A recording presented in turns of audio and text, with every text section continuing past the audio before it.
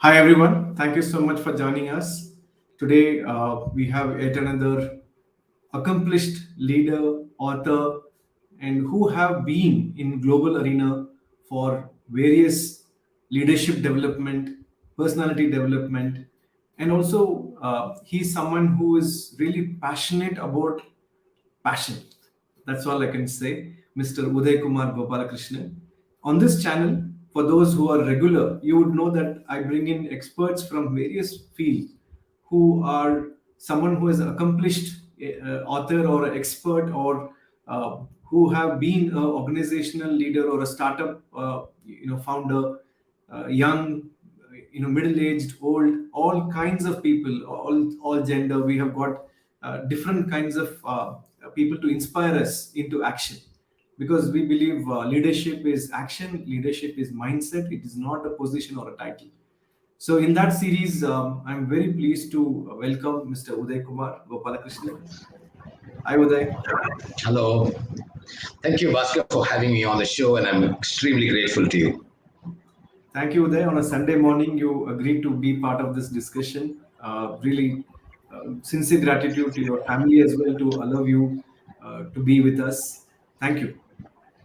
Most welcome. And Uday, you have been in this leadership development, training, coaching business for quite some time. I think your company, Core Mind, is completing 28th year or 29th year, right? Stepping into 29th year. 28 years on the 14th of October. Oh, wow. Okay, nice. And you have three books under your belt. You have been to various countries across the globe. And what attracted my attention is the way you have held fort on this path to inspire others and help them find their passion. And aptly, today we are going to talk about your book, What It Takes to Be a Leader with Passion. When I hold this book in my hand, it's like a textbook. It's like a reference book. I have opened this many times in the last 2 months, and I have deep dived many areas and chapters where I think you have given wealth of information, quotations, website links, and also a list of books, nearly 101 books that you have uh, referred, and it's not like a bibliography of any customary book, but it's more of you have read those books, you have assimilated the essence, and it is reflecting in many of these chapters. That's something really touched me. And while reading this book, I could hear your voice in my ear, because you have adopted a narrative style. It is not author allowing the reader to read it in a textbookish manner or models and copy paste from various sources. That is not the book I experienced. This is really fantastic. I know years and years of chiseling and shaping oneself has gone into this book. It's not easy to craft a very dense, book like this with a very difficult subject like passion, right? So, can you tell us what inspired you to write this book? Well, at the outset, I need to appreciate you've been very thorough and meticulous in picking up the real essential nuggets of the book. Otherwise, you would not have shared what you did so far. Appreciate that humongous effort you have placed in. Well, good morning, good afternoon, good evening to all the folks who have tuned in to this session. I'm very much excited and thrilled about being here and being with you and growing alongside you, whom I consider as co learners. And now to respond to the question of Bhaskar, what inspired me? Well, it is very mystical to say. Having clocked around 40 years of work in the industry, initially in the corporate corridors and subsequently in the freelancing arena for about 28 years, there have been myriad moments, I would say, which have embellished my life. And when I say embellished, inspired, beautified, made it more meaningful, made it more rewarding in that sense. So one of the cues that I picked up in terms of inspiration about writing this book is I had a penchant for writing even as early in the school. When I picked up 3 years consecutive awards, the best article in the school magazine. And then when I pursued graduation at Loyola College later on, I did contribute to the magazine. So that's one part of the tracing of the history. But to connect the dots, even after passing out from XLRI in 82, I used to either attend or observe alumni events, those days not virtually, but and I say observer more as an introvert. I used to write reports, the reports about the alumni event. So those who picked up the glasses and went a bit astray would go to the report and go, "Oh, all this went on." And somebody who did not attend the event would also say, "This is something very nice to fill up and understand what happened." That's one part of the inspiration. But in the corporate life, while I worked, I need to confess and admit I didn't pay much attention to passion in that sense as to what it is all about in the expansiveness of the terminology or the connotation. But while working in the freelancing, having gone several times to attend programs overseas, I started observing culture deeply. I started observing people deeply. I started observing corporate leaders very deeply. When I say deeply, with a lot more intensity to connect with them as to why they're doing what they're doing. How are they rolling out visionary statements as though it's all there, so concrete and specific? How are leaders in the middle management able to go and walk that extra mile to accomplish? How are the juniors, who are considered to be resourcefulness wise lesser expertise compared to the seniors, how are they able to break their shells and come with some great innovation and ideas which are breakthrough? The last 10 years, I would say, I started focusing and internalizing more, focusing outside what's happening, internalizing. The word passion, the action of passion, the understanding about passion underwent huge sea changes.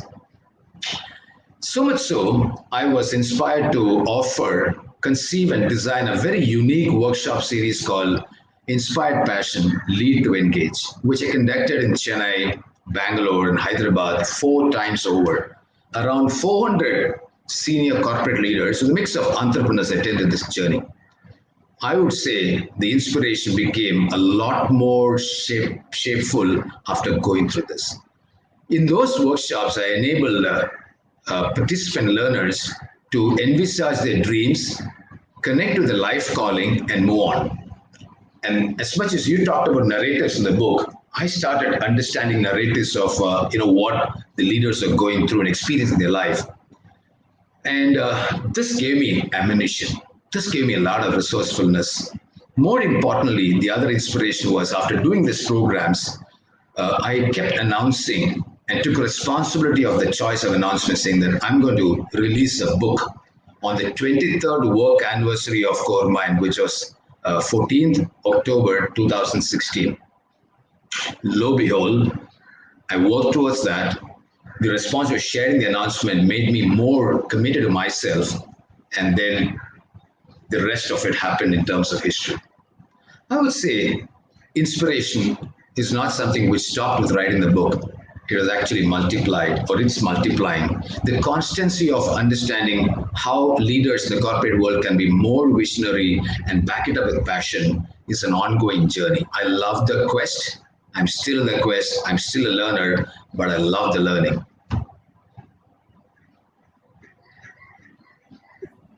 Fantastic. And I was just reflecting on the etymology of the word inspire. It comes from Latin. It means to breathe life into. I think once a thought or idea germinates in our mind and we are inspired, means we are giving life into that seed and make it come alive. And the proof of that inspiration is there right in front of our screen. 3 books that you have written. The one which we are now discussing is What It Takes to Be a Leader with Passion. And there are 2 more books you have written now there. Stay on the Road to Mastery, Pause with Questions. And I know Some of these are as a result of your journey as a coach.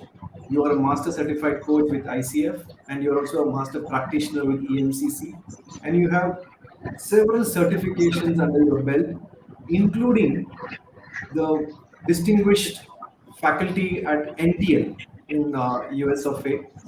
You have conducted so many classes for leaders who enrolled for these programs, and I'm sure all of this is available to our listeners through these books, and that's what really excites me. Now, may I go to the next question, uh, Sure. which is which is about in this book. While you're talking about passion as a central theme, you have 33 chapters and neatly arranged under three clusters: self, interpersonal, as well as leadership dynamics. And I found that it's a easy way of or easy flow for a reader to move from one place to another, depending on what area of their influence that they are focusing on. Can you tell us about how did you establish this connection between self, interpersonal, and leadership dynamics and passion? Powerful question. Thank you for setting me reflecting on the feet now. Well, although I did, invest time thinking about how to really formulate and structure and have a sort of a sense of flow in the book. I would say I keep repeating, reinforcing to the extent of even considered to be highly repetitive or boring that the work for a leader starts with the inner self. And the intrinsic inner self is something to be valued, built on, and improvements in capability building starts with the self. So in Tamil, there's a saying, Puliyar Suri. So whenever any puja is to be done, you do the puja for the Puliyar. And therefore, in my work, with all due respects to all the corporate leaders whom I've coached, whom I've trained, whom I've facilitated in workshops, I found a very interesting pattern. Those who were very strong and robust in their self were able to build interpersonal relationships reasonably well. And those who are good in self in role, which is self in the particular role that they are into, are also able to really envisage and practice leadership dynamics with congruence of walking the talk. So, therefore, the edifice for me is self and role. That's a strong fundamental platform one needs to build on. It applies to me, it applies to anyone whom I've come across, and therefore I'm more than increasingly convinced the self and role is the area to work on. It's not something like you say you have arrived and you've done with or dusted with self and role. It's an ongoing process. So what I've done is I have categorized or classified that into 18 theme-based chapters. Just to give you an idea, and to the listeners, not picking in terms of the sequence, it could be themes like self-esteem, resilience, observation, reflection, expressions, dreams, life calling, and what have you. So, having touched upon these 18 themes, which I call as a passion wheel, and they're all interconnected. They're not isolated or insulated. They're all interconnected. If one is able to reasonably travel into oneself and then make that ability to really question oneself and to continue to work on oneself on these 18 dimensions, I take the readers to the next trajectory of the book, which is the interpersonal dimension. There are 6 of them there.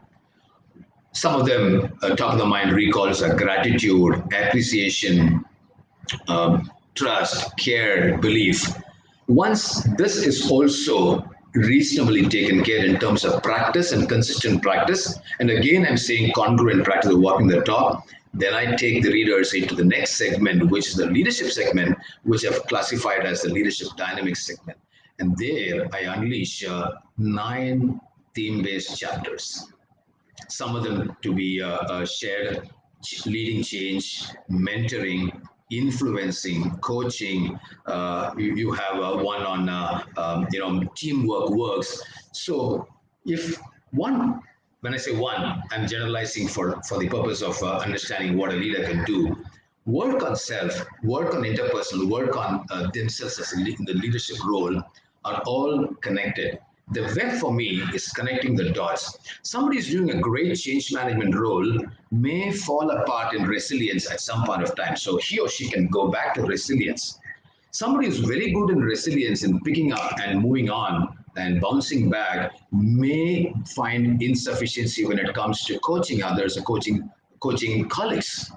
They could refer there. So what I'm trying to say is that all these 33 theme-based chapters, 18 in self-enroll, 6 in interpersonal, 9 in leadership, are all interconnected.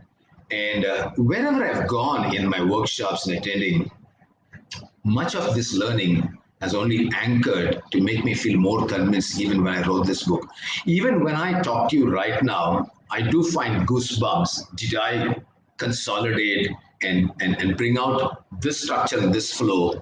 And even today, when I reread the book, and believe me, I've read again, when we started this conversation, it gives me a sort of nice, vivid imagination about what could the future hold, keeping in mind all these 33 theme-based chapters into action, that too in constancy. Absolutely. Same here. I can relate to what you're saying. In fact, as I mentioned earlier, I did not read this book from cover to cover. I just deep dived on certain topics which really spoke to me, connected with me, or I thought maybe I need to know more. And believe me, when I glance through the chapters and inner aspects of each theme that you're talking about, the quotations are the ones which piqued my interest. You start the chapter with a quote from any famous celebrity or some motivational speaker or someone who has contributed a lot to personal development.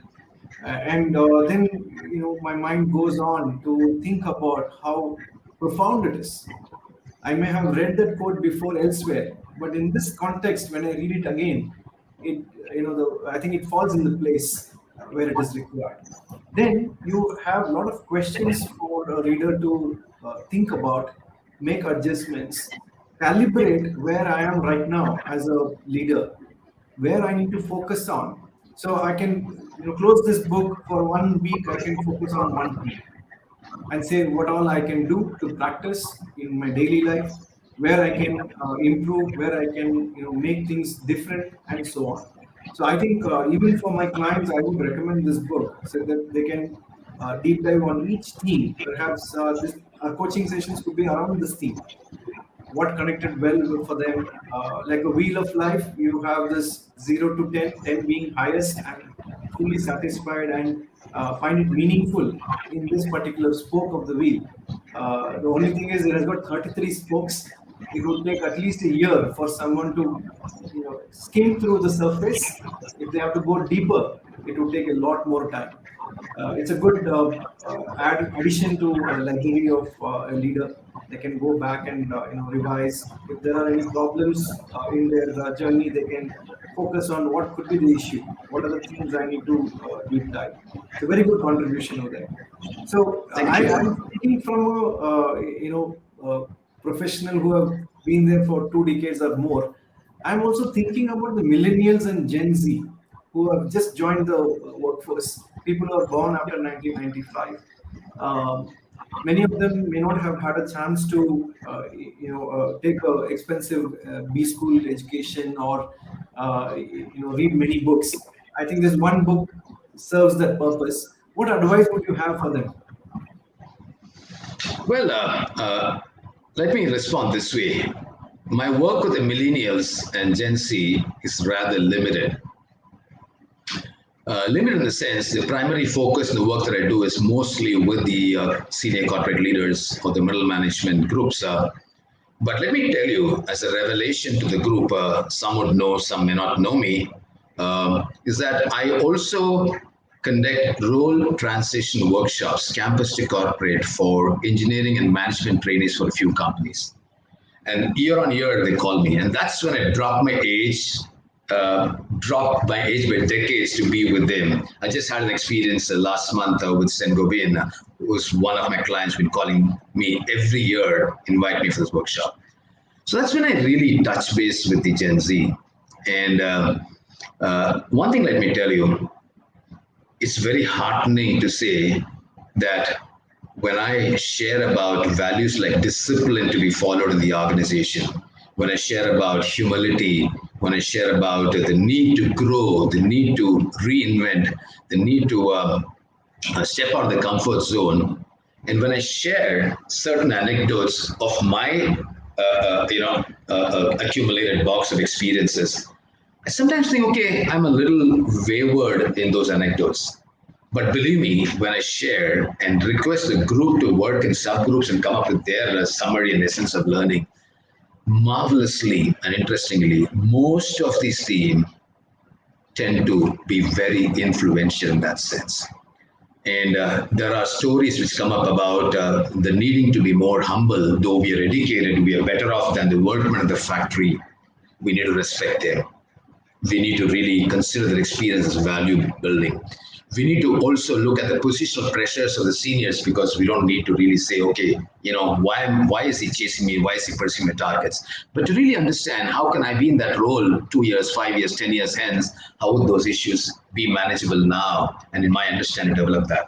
So I would say, while there is one end of the spectrum where there are reports, researches about millennials and Gen Z saying that they are completely off the clutch of what we went through.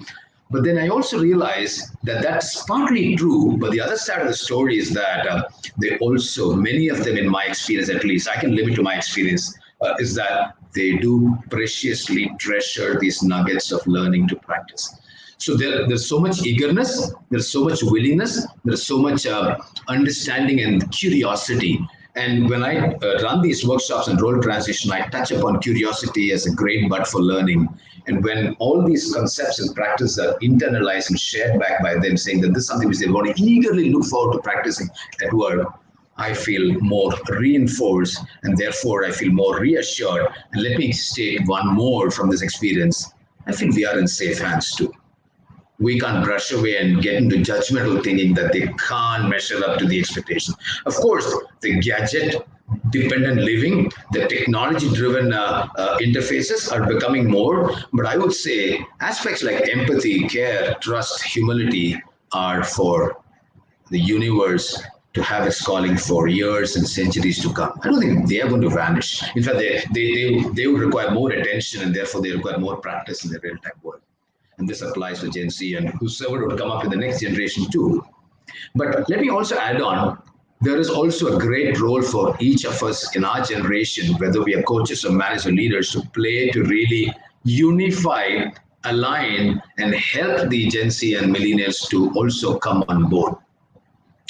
And this is where I facilitate a lot of workshops and mentoring initiatives, where the senior mentor and the mentee, they brought into a partnership. I do a review for 1 year, and they realized a lot of learning happens both ways. One is the mentor-driven learning, the other is the reverse part of it, the mentee-driven learning for the mentor. So I think it's not going to change completely, though the lifestyle changes can be different. The gadget-oriented work could be different. The technology interface would be different. But at the end of it all, the base of values, the base of qualities and leadership capabilities, I don't think it's going to vanish. It's only going to strengthen and resurface again and again. Yeah. So what I hear you say is there is hope for humanity. Absolutely, absolutely. I am a die-hard optimist on that. Having been in this field, you call me the soundest of sleep and wake me up, and would you have hope for humanity? I would say yes, absolutely, cheerfully. Yeah. So though media has been reporting in the last 18 months or so during the pandemic, the leadership at the top has failed multiple times, whether it is healthcare, whether it is supply chain, whether it is manufacturing, service industry, or governmental, non-governmental, you name it. There have been instances. Also, there has been news about leaders of various kinds. Yeah, whether it is Australian Prime Minister or prime ministers in many countries, European countries, women leaders who are at the helm, they all have handled this pandemic to much more appreciable manner. So you have cases for both, and I think we should take inspiration and appreciate those who are demonstrating passion to take control of situation and say, "Hey, we will overcome this." And many of the corporate leaders are now calling for a hybrid kind of workplace setting right now. Appealing to employees to put their safety in the hands of those who are uh, handling workplace environment and their safety. So it's a uh, challenging times ahead, but I think passion is the one which carries us forward, move forward, and face this reality. Yeah, no two ways about it. No two ways about it. To respond and add on to what you're saying, my comments and experience has been very much on track with what you just now said. Though I have no direct connection to the prime ministers of the world, the presidents of the world, I only have reports that I've read in the newspaper or in the social media. But I do have very valid and legitimate experience of seniors who handled this phase of pandemic the last 1.5, 2 years extremely and exceptionally well. And I can connect with some of the essential ingredients that I brought into the book. I've come across leaders who have become more humble and understanding, more empathetic, more welfare oriented. I've had somebody in my coaching session said, I just arranged remedies here for somebody in Delhi, and so I said, would you like to defer the session now because you're into that? He said, no, I've done that. I'm very satisfied. I'm restful now that I've helped somebody. And I've had experience of folks talking about, when I say folks, leaders talking about how they were congruent by walking the talk and being at the spots and the branches and in the factory to say, I'm with you. Physically, emotionally, mentally, and if I can add spiritually too, it worked. There are times that I've heard great stories of how the organization leadership team said, forget about work, take care of the families. And if there is something that's happening there, we have a helpline, we'll take care. I've had corporations and leaders who have not only extended help by way of saying, okay, we will do it, but actually worked round the clock 24/7 for their employees. The sad part was some of them perished in the second phase, especially. Some of them had gone through very deep trials and tribulations. But one thing that helped me reinforce and reassure about the element of passion we're talking in the book is that they were absolutely the COVID warriors. We heard COVID warriors in the hospital, in the government, the corporation, all that. But I've come across COVID warriors who are the corporate, arena, who really bared themselves. And they also, some of them even took their personal savings to help out when the company did not have the policy to do that. And subsequently, the company came to know about it, and there was, for instance, somebody rectified that, saying that you could have asked us. That seems to be, and also like the T20, everything is happening in rapid fire, and they had to take the decisions then and there, and they were able to extend that courage, that help, and that support in challenging times.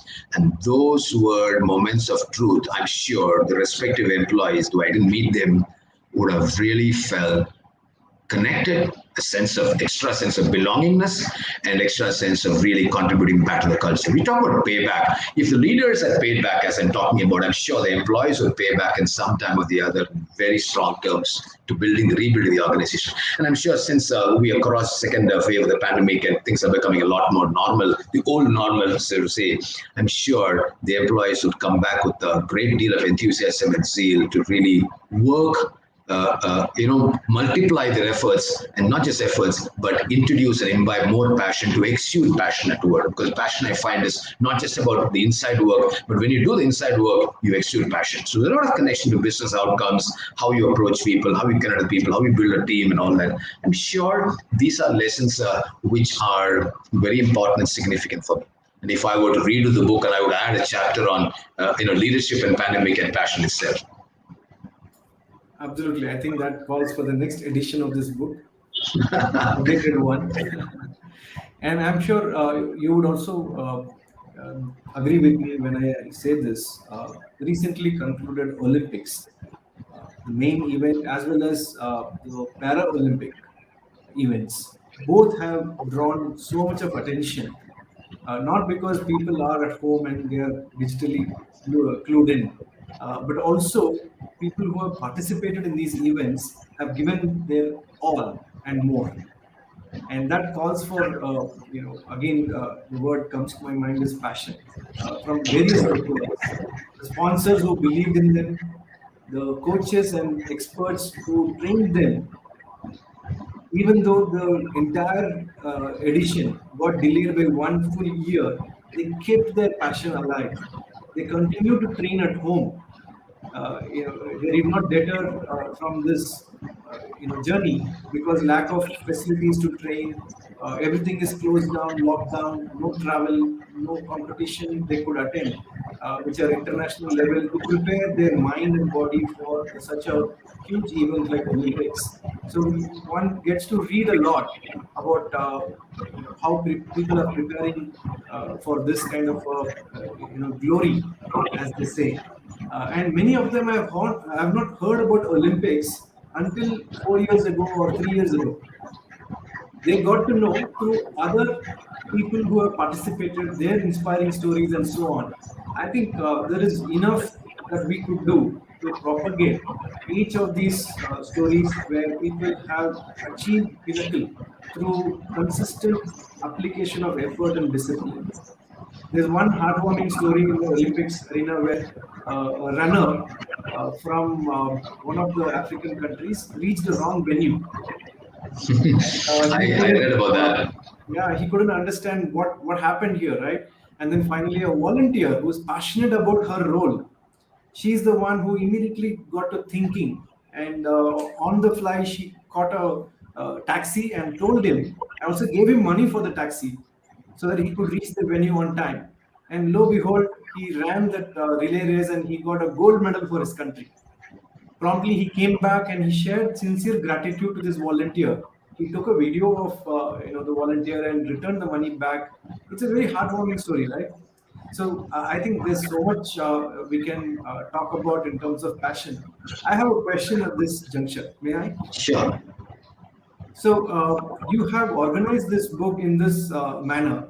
How would you think potential leaders would experience this maximal learning gain and practice these 33 themes of passion?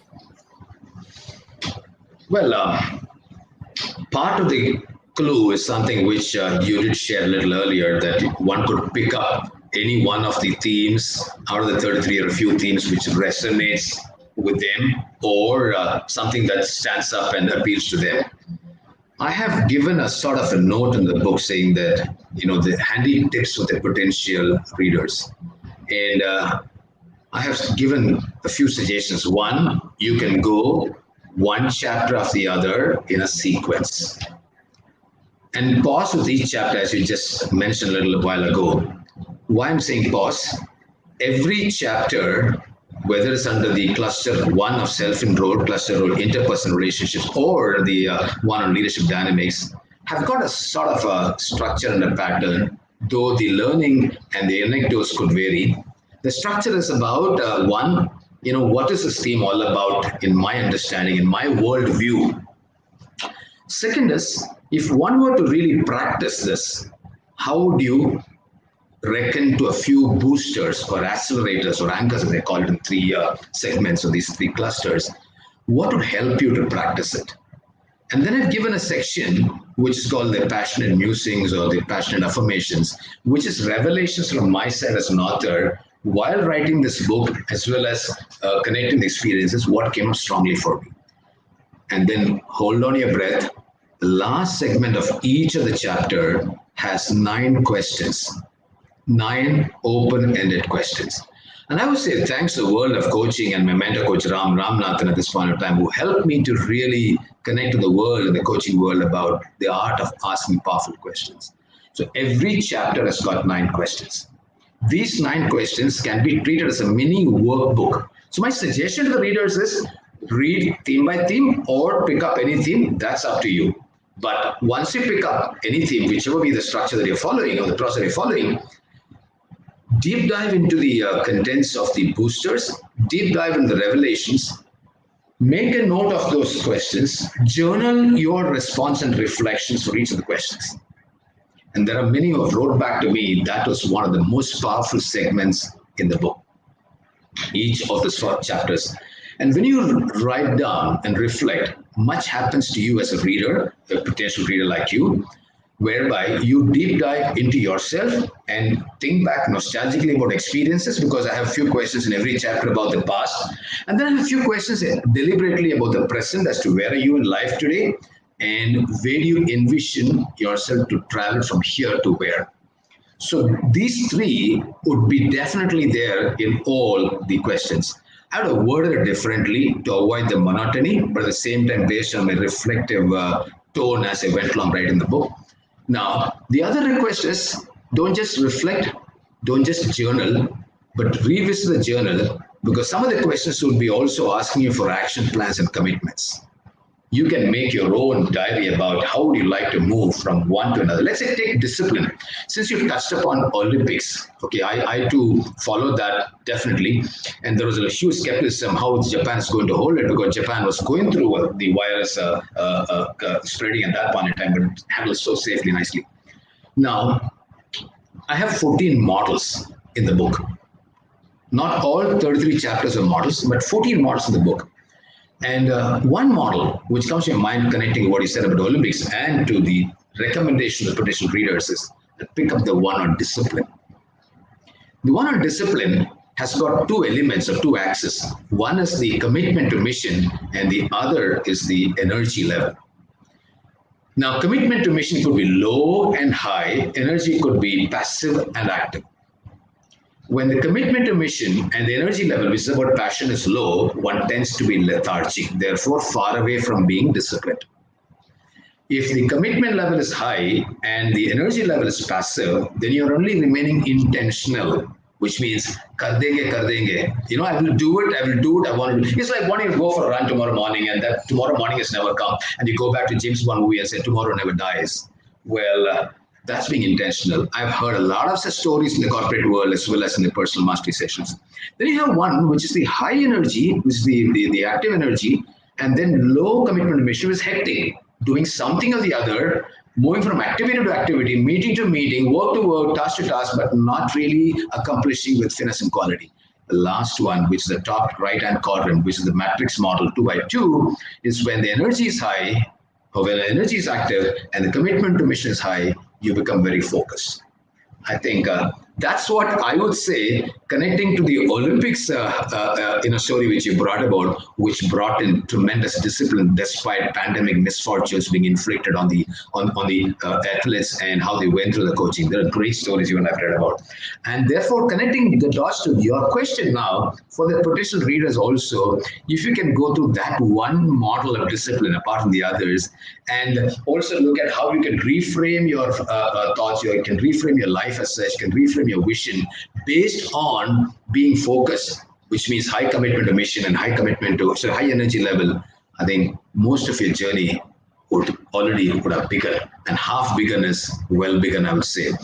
I would say the entire set of 33 chapters have such invitations and choices for the readers. Whether they take it or not, it's up to them. You know, I have done my best to offer to the world, something which I accumulated with a lot of gladness and ecstasy. But what the world does with that is something which is left to the world. Everyone is about making choices in their own world. Whatever you do and whatever you not do would be what you accomplish and not accomplish. Similar to what you've done so far or not done so far is what brought you to today's state of life. So I would say, potential readers, 386 pages, don't get disheartened. You know, somebody said you could split this into 12 books. But I remember you mentioning in one of the conversations, Bhaskar, this is like a mini MBA. Yeah, yes. With the management background, I would say it's a mini MBA of sorts. So therefore, it has brought me to that level of writing because of the simple inspiration which you talked about beginning, inspiration that derived from 600 odd organizations and 30,000 plus folks. At that time when I wrote the book, I had trained 27,000 folks. Now it's sheer inspiration. So these are not theory or models of abstract nature. The 14 models and whatever I have shared in the book are based on absolute pragmatic work related experiences, and also what people are sharing about their life. So deep dive, close your eyes when you want to think about and reflect. When you want to journal, take your pen out and do that. All these choices are available with you. I have written about all these choices in some of the pre-read chapters ahead of the clusters. Absolutely, absolutely. And in fact, I'm just on this chapter on coaching. Mm-hmm. Close to my heart. And I'm going to read a quote which you have featured here. It reads, "Focusing your life solely on making a buck shows a certain poverty of ambition. It asks too little of yourself, because it is only when you hitch your wagon to something larger than yourself that you realize your true potential." Quote end. Barack Obama. Yeah, my favorite, Barack Obama. Yes. So this resonated with me so much. If I'm playing a game of sorts, at a local level, not thinking about a big picture or committing myself to big, hairy, audacious goal, I'm not playing to my potential. I need to connect my wagon to something bigger so that I can, contribute something to this world and leave a legacy. So it's a very good, powerful reminder for a coach. So my question to you, Uday, is what are the tips and suggestions you have for young or seasoned or established leader to embrace coaching as a way of life? Well, I would say you brought that phrasing of embracing coaching as a way of life, and that to me is very significant. I start there. Well, a little while ago, I talked about discipline as a model and talked about being hectic. Doing several tasks, picking up responsibilities, doing something ordinary and mediocre in life is one big choice that I've come across in people. They don't, as you said, when you talked about the Obama score, they don't create legacies. They come, they go. They're also ran. Those who are passionate and went that extra mile by developing and working on the life calling, they are the folks who really made those footprints so visible, clear, and valid for others to follow. And I've seen many following, meaning many emulating and becoming leaders of their own in their own rights. So for the leaders who want to embrace coaching mindset, I would say a few things, which I brought that in the chapter 2. And having been through the coaching formal certifications since 2013, I would say with deep conviction, a few aspects which come to my attention. One, believe in the process of yourself, that you are able to and will be able to continuously maximize your potential. Second, to embrace coaching, you need to at all times be non-judgmental and believe in the power of the folks whom you're coaching, which means your clients, your colleagues, your juniors, your friends, whosoever they are. Believe in the vast potential. Third, if you need to embrace the mindset of coaching, you need to believe that you are not going to be the tell-all person for the other individual. You are going to be not going to be the director. You're only going to be the enabler. You're only going to be a facilitator. You're only going to be a sort of a mirror for them to hold the mirror and say, hey, this is what comes across to me.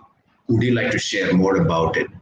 Now, the other aspect to embrace coaching is that I believe the struggle is more to move from the head to heart, which I've mentioned a couple of times in different ways in the book, in chapters on empathy and trust.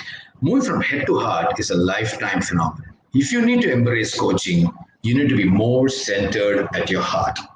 That's when you connect with yourself, connect with the others, and believe that empathy really works well and wonders for you and the others. The last aspect that I want to sign off with this question in terms of response is that all managers can't be great coaches. All coaches would not be also great managers. But if all coaches have been through the managing roles or leadership roles, I would say it helps those coaches to embrace coaching better. So what am I trying to say? I'm trying to say rock solid, hardcore experiences of being in the NGO world or the corporate world, the academic world is so very important to really bring out the real facets and gifts of coaching. So, this is my submission basket to the world outside. Brilliant. Thank you so much. And this reflects your years of practice and interaction with various leaders and so on. There's one question from our audience. I would like to play it for you from Mr. Purushothaman. Could you please give advice? What sorts of leadership skills need to cultivate in VUCA world? Thank you, Purushothaman, for bringing this. VUCA has been around for many years now, but VUCA has undergone redefined values and process in the last couple of years thanks to pandemic. One reason that we can often thank the pandemic is the VUCA world has become a lot different. Now, in the VUCA world, as we knew earlier, and the VUCA world that we know now, which is the new normal, a few things which are very important for leadership capability building is that the willingness to reinvent oneself, which is about adapting. Not adapting in the ways that it did earlier, but adapting to the business crunches, the quality of business expectations, the outcomes that need to be done within a shorter frame of mind, but more importantly, the outcomes that need to be done with tremendous constraints. We have the constraint theory on one side talking about that. Now, I always believe two things. Necessity is the mother of invention. It's a cliche, it's a great proverb. I always believe in my work in the corporate, one thing that I've learned, apart from several other aspects, is that creativity emerges out of chaos more than certainty. When there is stability, when there is absolute, let's say, calmness and whatever in the environment, creativity hardly comes in. Today, look back at the last 20 months or 24 months that have gone by. Every single other organization have readapted themselves, like it or not. Some could be slower, degrees could vary. So the leader needs to, one, reinvent, readapt. Second, the leader needs to fine tune in bringing in certain body senses which were not used earlier, including even the hybrid model or the work away from home, work from home model. There are cues and body language and dynamics and all that the unstated that one needs to pick up more than the physical world. So that's one thing that I really advocate strongly to the leaders. The third one, not necessarily in rank order, is that every leader need to understand that talking about the past successes and glories is no more valid at all. Yeah. Be in the present, work towards the future, and that's what we do in coaching, helping somebody get grounded in the present and help the person move on and transform to look at a future dimension. I think this is something which I would strongly recommend to the leaders in the VUCA world. Be in the present and go to the future more than ever before. I'm not saying don't think about the past and feel good about what you've done well. Fine, great. Success factors are always redeployable, but more importantly, look at the exigency today. What's happening? And the unpredictability brings its own challenges. And therefore, yeah, leaders ought to be very drastically different in terms of capability process. The core values, let me sum up by saying at the end, the core values will remain the same. Integrity, authenticity, trust, care, empathy, they would remain the same. But the skill building process needs to be really looked at and beyond. Absolutely. Yep. And VUCA has got a new turn as well, Uday. Recently, I got to know while talking to Sangeeta Sumesh that she's added two more elements to it and made it VUCAD, R and D. R stands for D for disruptive. So VUCAD is what she is advocating, and then that also resonates with me. While we are talking about volatile, uncertain, complex, ambiguous environment that we live in, it's also in a certain way risky, and it's disruptive. Technology has disrupted many industries, right? Made it irrelevant. So as a leader, how can I use my passion as a vehicle, as a fuel to drive through this VUCAD situation? Beautifully said. Thank you. And Uday, there are lots of comments and appreciation coming from different parts of the world. This Balaji from Chennai, who says Mhm. matrix models and pictorial representation makes the themes easy to understand and absorb the content. Thank you, Balaji. So I would request viewers to share your questions, anything that you would like Uday to respond to. This is a great opportunity to hear directly from the author.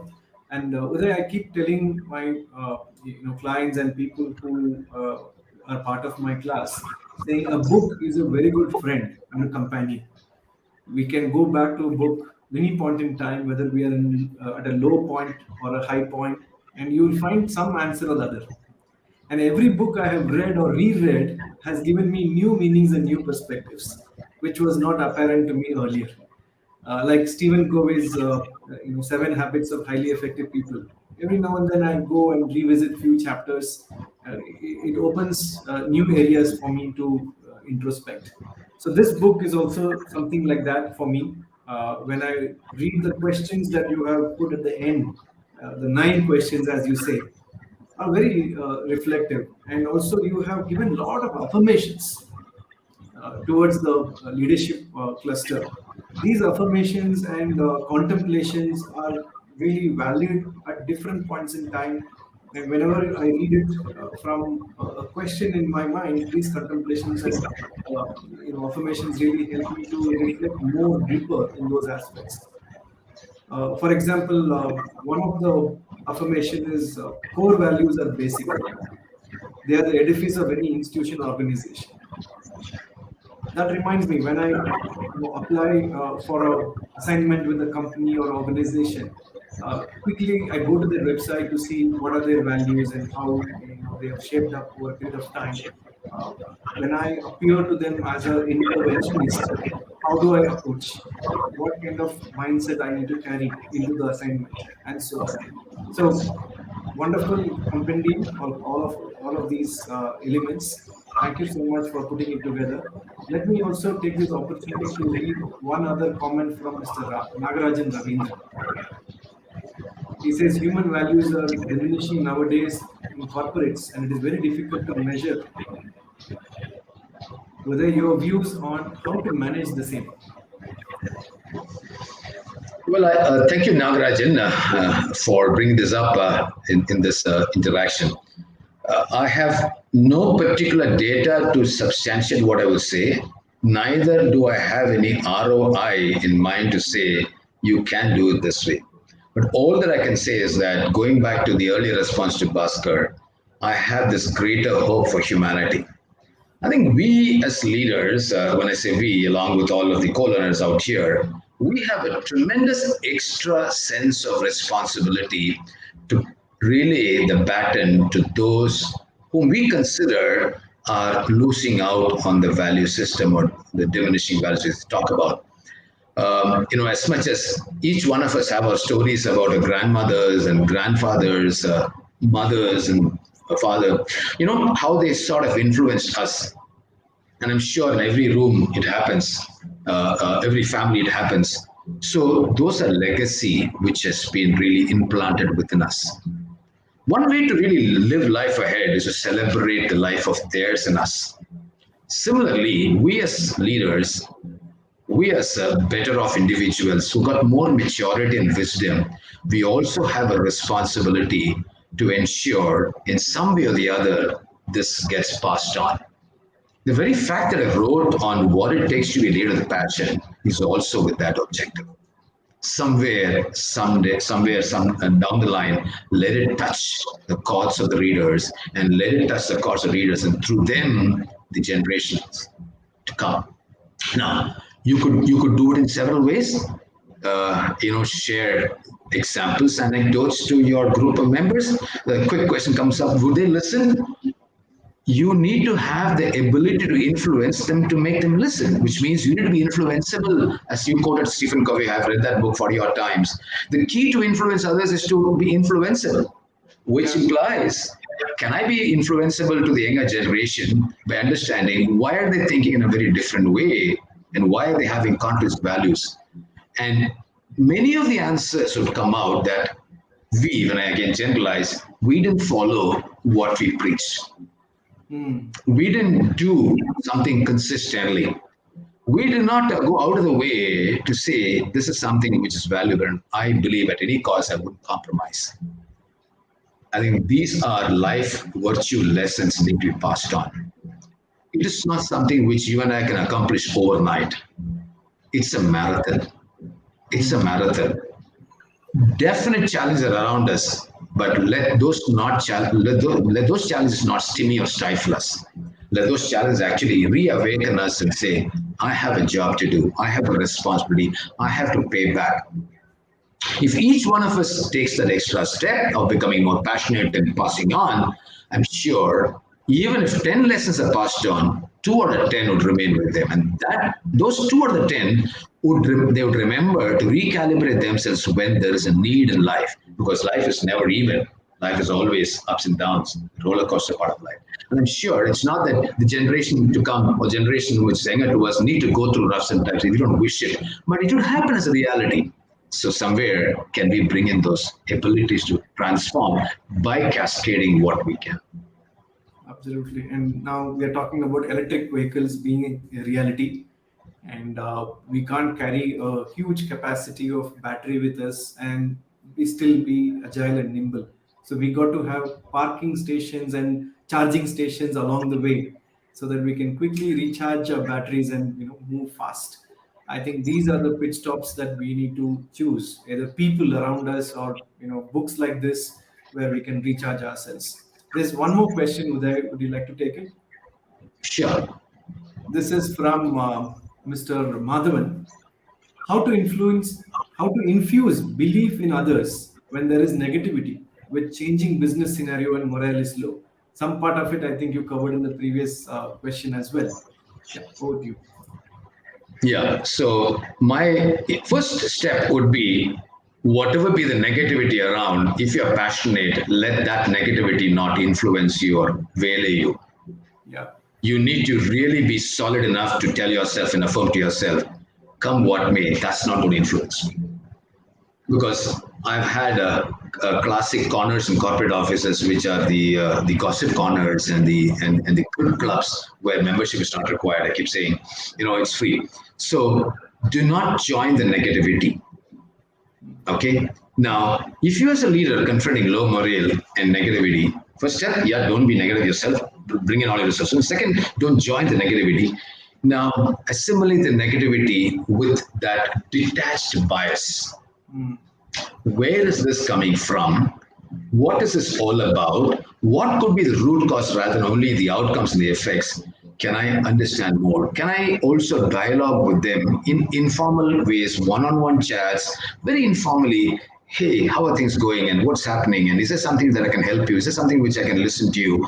I suppose those coffee table chats or cafeteria chats would also help when I say informal. Second is also every single group or team, there would be naysayers as well as there would be proud ambassadors. Can you bring in more of those allies who are more positive oriented, who are more passionate about contribution, who want to make a difference? And I'm sure you would be able to multiply them over a period of time slowly and steadily. Don't think as a leader you are alone in this battle of nerves and negativity. There are folks around you who would have greater amount of urge to really be positive. Spot them. I have even said in the book, wear the appreciative lens. Even in the negativity, if I can spot something appreciative in that colleague or individual, the team member, and I consistently say that with conviction, not for the sake of it, I'm sure you are able to convert part of the negativity in that person to become a lot more positive. When there is contingency and difficulty for that colleague or team member, when he or she goes through difficult times, to reach out and be empathetic, and that's an opportunity for you. It's a great door remaining ajar at that time. Help, irrespective of what negativity he or she has put on you or to the system or to the team. Do that. Wait for such opportunities. And I'm sure over a period of time, again, not overnight, there is no manna from heaven, you would be able to conquer negativity, overcome, and then bring in more positivity. And then if there is negativity continuing even after all those efforts, being performance oriented, need to say goodbye. I think that's the last resort. Surrender. Need to say goodbye to be remembered. Yeah, yeah. Because you're not running a charity organization at the end of it, at the end of the day. Yeah. Uh, I think in recent times the vocabulary would be to vaccinate ourselves against negativity and create more antibodies of positivity within us. Yeah, Yeah, yeah. perfect. And I think this is a good opportunity to talk about your other two books, Uday. Uh, Briefly tell us about what is this book all about and who is it for? Staying on the road to mastery. Yeah, Stay on the Road to Mastery. The small little story behind is that I used to attend webinars with a lady by name Ann Kelly in the US, and she was part of an institution. They used to offer CCUs, and I did a facilitation, offered a webinar for them also. This was about 2 years ago. She used to say about Road to Mastery often. And I wrote an article in one of the newsletters called Happy Times about this. Then I said, why not I bring that live? And every single, again, 33 chapters in this book also Mhm. is divided into three clusters where I have really helped people to look at how I have reflected about a theme. I would reflect about a quote on a day, I would reflect about a conversation on a day, I would reflect about coaching on a day, I would reflect about a training program that I facilitated on a day, and I brought in all these articles. And then later, I sort of put it all together and made that into a self-development, a personal mastery book. You touched upon quotes, Bhaskar, and talked about this book on leading with passion. In this book of Road to Mastery, there are 153 quotes that I have personally scripted. Nice. It comes at the end of the book before the epilogue, 153. Some of them from the book on what to take up in leaders of passion, and the others, which I brought out. All these are reflections based on everyday life, everyday work life, everyday family life, everyday personal life. Moving on to the other book, Pause with Questions and Scout for Answers, is a book for leaders, coaches, interviewers, parents, and human beings. And there I brought 66 themes, and that's a workbook, a complete workbook. I would say the inspiration, I took from Peter Senge, who wrote that, fifth discipline, followed that the field book. And this is sort of a field book. Every theme I have expanded in 3-4 paragraphs, and each of the chapters would have anything between 9 to 15 to 27 open-ended questions. Thanks to my work in the coaching, I brought out very powerful questions. And there are 702 questions in that book. Excellent. 702 running across 66 themes. And I've had experience of feedback about readers coming back and saying that it was something very different, marvelous, very difficult to sit through. But when I sat through, I decided to sit through many more themes. So this is open for interviewers who want to do better interviewing, better parenting, better leadership, better interpersonal skills to be improved, as well as for coaches. So it's a multi-segmented, multi-targeted book, And So this is so like the a first coach in a pocket. yes, in some way, and that's why I titled it "Pause to the Questions." Sometimes we don't pause to others' questions, our own questions in life, Yeah. and then scout for answers. So the pause is important. Thank you, Uday. Thank you so much for your time. Really been a pleasure talking to you, picking your brain, and hearing you speak about various topics which touched you. Uh, could you tell us where people can find you and how can anyone reach you easily? Well, the straightest cue for that is to reach me on LinkedIn. Udayakumar Gopalakrishnan is my full name, and that's there in the books as well as in LinkedIn. You can connect with me there. I'm rarely in Facebook, so I'm there again, the same name, Udayakumar Gopal, but rarely in Facebook.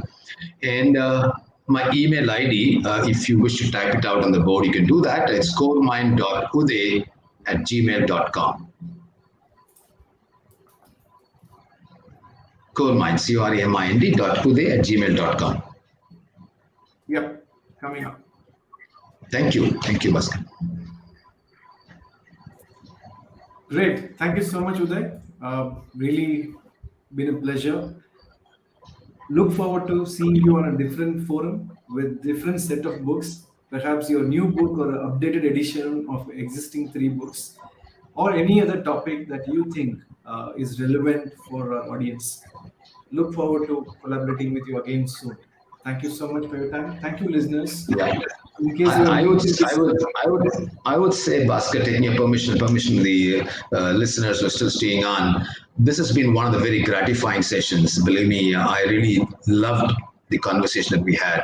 Thought-provoking questions, one. Second, the warmth that you exuded and the passion you brought in made it more invigorating, energizing for me.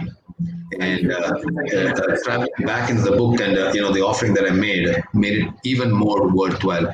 So I would treasure this as one of the best experience or dialogues that I had with someone. So thank you, Vasco, for taking time out and doing this show, not just for me, for other coaches and authors. And I wish you all the very best, and wish all the listeners who tuned in on LinkedIn, Facebook, or on YouTube. All the very best.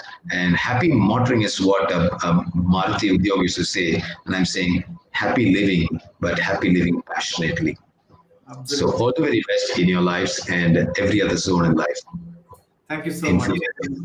And in case any of the audience are new to this YouTube channel, please do consider subscribing. Whenever I bring a new author or expert to the show or a new video added, you will get a notification. Stay connected, stay safe, and stay inspired, living passionately. Thank you so much. Bye, everyone. Take care.